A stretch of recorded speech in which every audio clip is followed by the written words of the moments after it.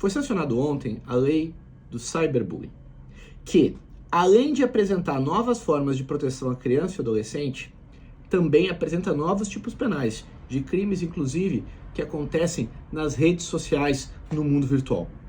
Toma ciência disso, te protege. E eu vou te explicar aqui algumas inovações dessa lei.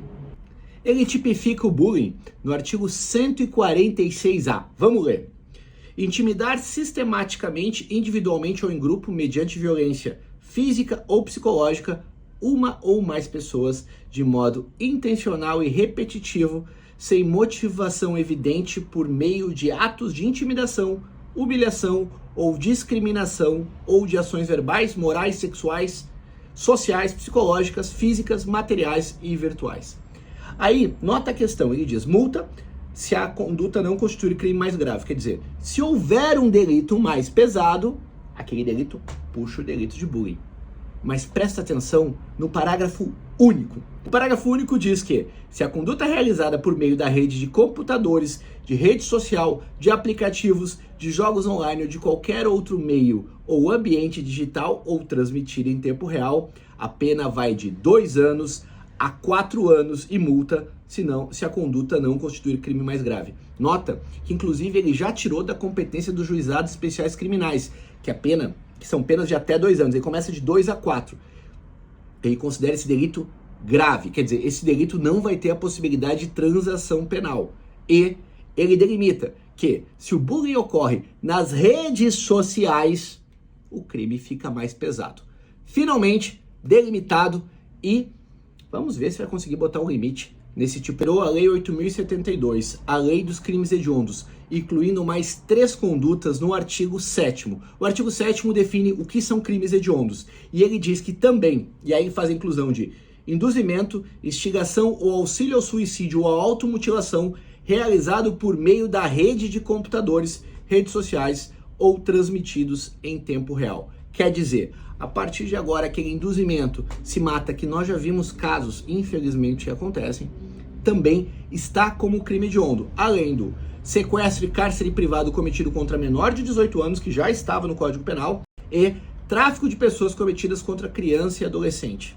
E ainda, ele estipula que os crimes previstos no Estatuto da Criança e do Adolescente, previstos principalmente no artigo 1º ao parágrafo 1º, do artigo 240 e no artigo 241b do Estatuto da Criança e do Adolescente, são crimes hediondos.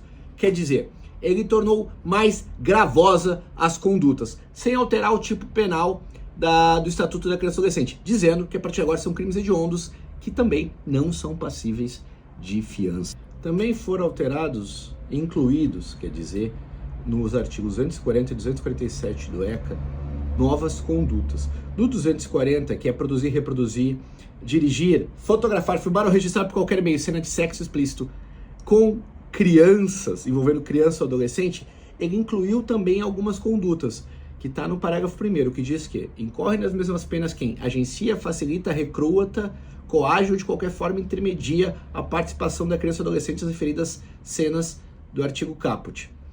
E, na segunda conduta, exibe, transmite, facilita ou auxilia a exibição ou a transmissão em tempo real pela internet. Quer dizer, ele bota na mesma conduta de quem produz, quem facilita, quem agencia e também quem divulga.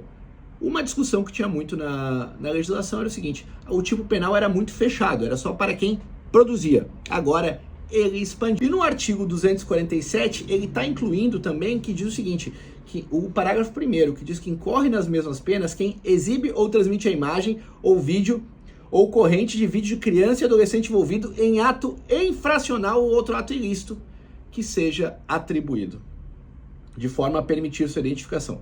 Com essas condutas, o que acontece? Ele ainda apertou mais.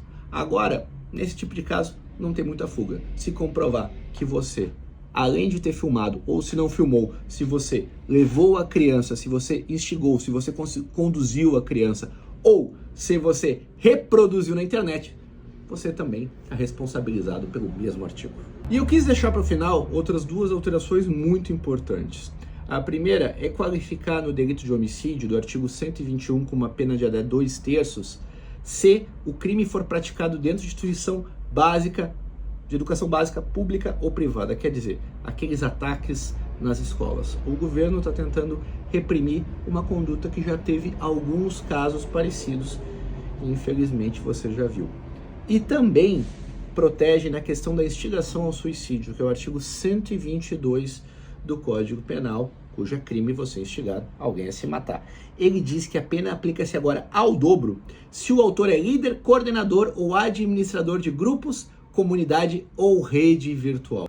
Quer dizer, no mesmo tipo de lei do cyberbullying, ele faz uma proteção à criança e adolescente e ele tenta fazer uma limitação das condutas das redes sociais. O que nós vamos poder ver como resultado prático disso? Vamos ter que esperar. Sempre quando uma lei é sancionada, demora um pouco para ela produzir resultados práticos. Mas nós já podemos ver uma vontade dos legisladores em dar uma certa limitação às redes sociais, o que de certa forma é positivo, porque a liberdade de expressão ela é ampla, mas ela deve ter o limite no respeito e na proteção das garantias dos indivíduos alheios. Você não pode fazer o que você quiser, você tem que aprender a viver, a ser feliz e a respeitar o outro. Com essas dicas aí, você que está nas redes sociais vai saber bem o que fazer. E também, se você tiver alguma dúvida, manda vídeo para cá, que a gente responde.